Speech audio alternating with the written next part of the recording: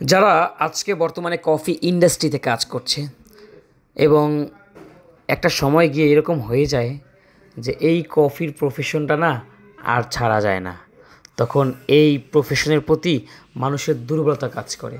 তখন সে কম বেতন কিংবা কম স্যালারি হলেও দেখা যায় যে সে এই প্রফেশনে টিকে থাকে, মানে আটকে যায়।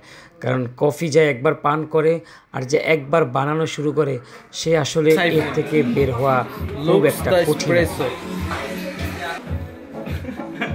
60 থেকে 65। জিহাদি ভাই রোজ ডিজাইনটা নাকি ভাবির কাছ থেকে শিখছে, তো দেখা যাক কেমন ট্রেন করছে। Let's start it. পারদিন, তোমার কি মনে হয় ভাই কি পারবে?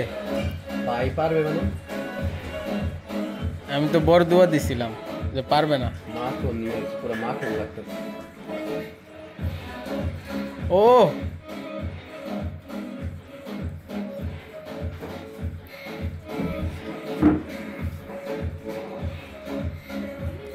কোপ দিয়া দিছে রে।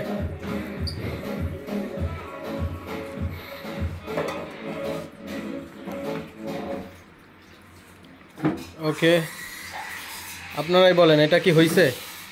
জি বস, গোলাপের মতো লাগে না ভাই? জি জি, গোলাপের মতো লাগে। পুরো গোলাপ ভাই গোলাপে তো কাটা থাকে।